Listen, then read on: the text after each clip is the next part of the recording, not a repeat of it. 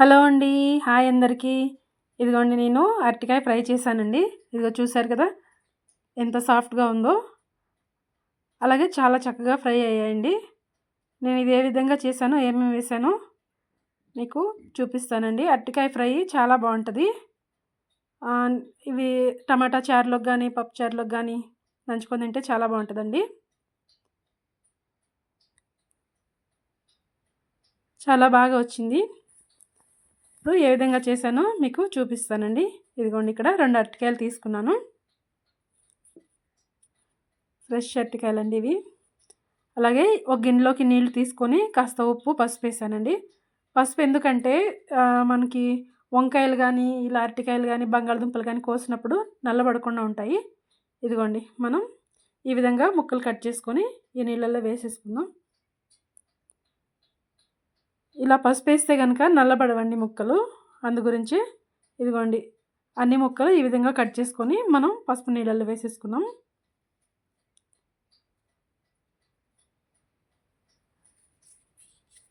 ఇప్పుడు కళాయి పెట్టేసుకొని ఒక 2 స్పూన్లు ఆయిల్ వేసుకున్నానండి. కాస్త అంటే ఇది ఫ్రై కాబట్టి కాస్త నూనె ఎక్కువే పడుతుందండి.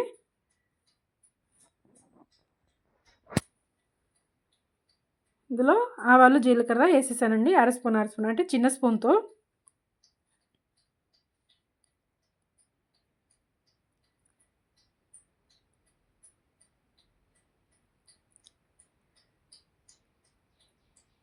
ఇవి కొంచెం చిటపటమనేదాకా ఉంచి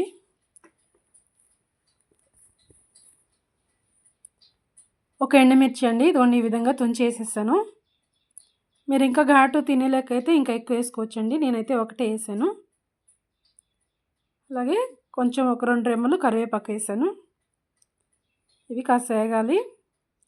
ఇందులో మనం ఉల్లిపాయ ముక్కలు కానీ, పచ్చిమిర్చి కానీ వేసుకోవట్లేదండి. కావాలంటే పచ్చిమిర్చి వేసుకోవచ్చు, కానీ నేను వేయట్లేదు. ఎందుకంటే మన ఎండుమిర్చిలో ఘాటు దిగుతుంది. అలాగే మనం తర్వాత కారం కూడా వేసుకుంటాం కాబట్టి ఇదిగోండి కాస్త పసుపు వేస్తున్నాను.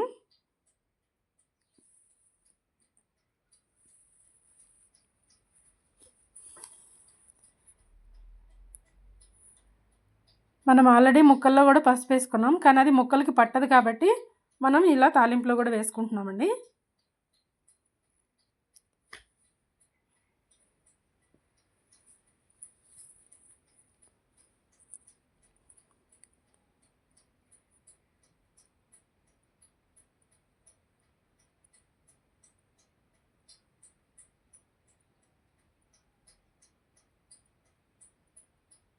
అలాగే ఇప్పుడు అరటికాయ ముక్కలు వేసేస్తున్నానండి. ఇవి పచ్చియే, ఉడకపెట్టలేదండి.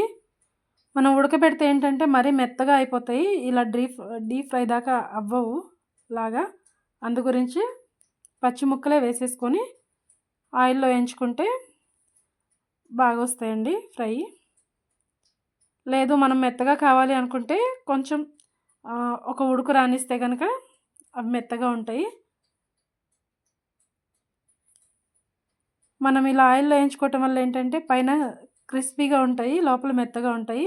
మనం ఏదైనా చారులోకి అలా నంచుకొని తినాలన్నా కూడా ఇది బాగుంటుందండి. ఇప్పుడు కాస్త మూత పెట్టేస్తున్నాను. ఒకసారి కలుపుదామండి. ఒక 2-3 నిమిషాలకు ఒకసారి ఇలా అడుగంటకుండా కలుపుకుంటూ ఉండాలి.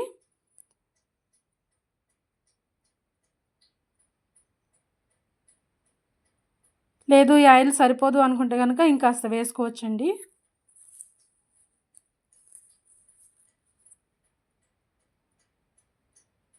ఇప్పుడు కాస్త ఉప్పు వేస్తున్నాను. ముక్కలకి సరిపడా ఉప్పు వేస్తున్నాను.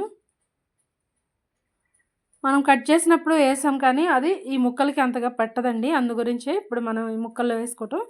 ఈ ముక్కల్లో మనం సాల్ట్ వేయటం వల్ల ఏంటంటే తొందరగా ఫ్రై అవుతాయి. అలాగే అడుగంటకుండా కూడా ఉంటుందండి.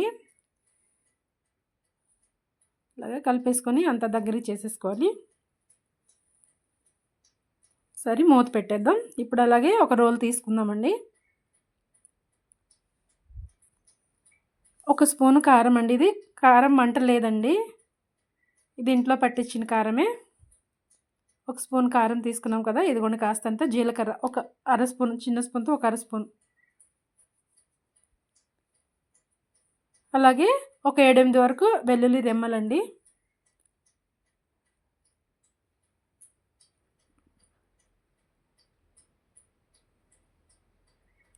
ఒక 2 రెమ్మలు కరివేపాకు. ఇవన్నీ ఇలా రోట్లో వేసుకొని దంచుకోవాలండి. మామూలుగా మనం ఫ్రై చేసేటప్పుడు ఏ ఫ్రైలో అయినా సరే ఇలాగ రోట్లో దంచుకొని అప్పటికప్పుడు వేసుకుంటే చాలా బాగుంటుందండి. మనం ఇదిగో దంచేటప్పుడే మనకి వెల్లుల్లిపాయ, జీలకర్ర వాసన వస్తుంది. అది కూడా కరివేపాకు కూడా వేసాం కాబట్టి దంచేటప్పుడే చాలా కమ్మటి వాసన వస్తుందండి. కూరలో వేస్తే ఇంకా చాలా బాగుంటుంది. నాకు తెలిసి ఇది చాలామందికి తెలుసండి. ఇది కూడా తెలీదా అని అనుకోకండి. తెలియని వాళ్ళు ఎవరైనా ఉంటే వాళ్ళకి తెలియటం కోసం చెప్తున్నానండి.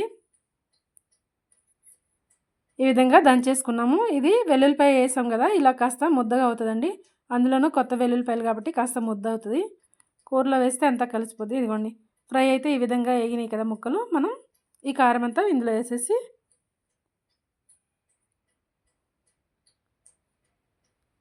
ఇలా కలిపేద్దాం. ఇది దంచేటప్పుడు ముద్దగానే ఉంటుందండి. మనం కూరలో వేసిన తర్వాత అంతా కలిసిపోతుంది అనమాట, ముక్కల్లో అంతా కలిసిపోతుంది.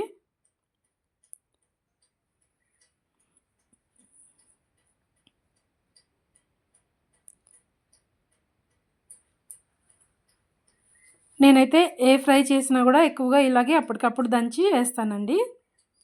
చాలా బాగుంటుంది, కూర టేస్ట్ వస్తుంది.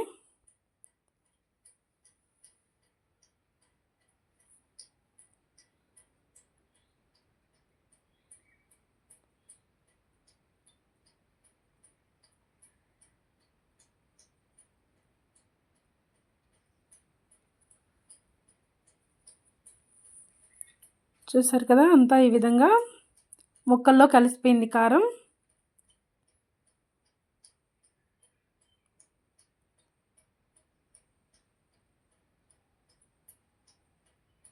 ఇందులో మనం వేసిన ఉప్పు కారం అంతా సరిపోయిందండి. ఇదిగోండి కాస్తంత ధనియాల పౌడర్ అండి, ఇది కొంచెం వేసాను అలాగా ఫ్రైలోకి. ఒకసారి అంతా కలిపేసి ఇంకా మనకి కూర అయిపోయిందండి. ఇంకా స్టవ్ ఆఫ్ చేసేసుకోవచ్చు. ఇలా ఒకసారి అంతా మనం వేసిన పౌడర్ అంతా కలిసేటట్టుగా ఒకసారి కలిపేసుకొని ఇంకా స్టవ్ ఆఫ్ చేసుకుందాం. కావాలంటే మీరు కొంచెం కొత్తిమీర కూడా వేసుకోవచ్చు, నేనైతే వేయట్లేదు. అరటికాయ ఫ్రై చాలా బాగుంటుందండి.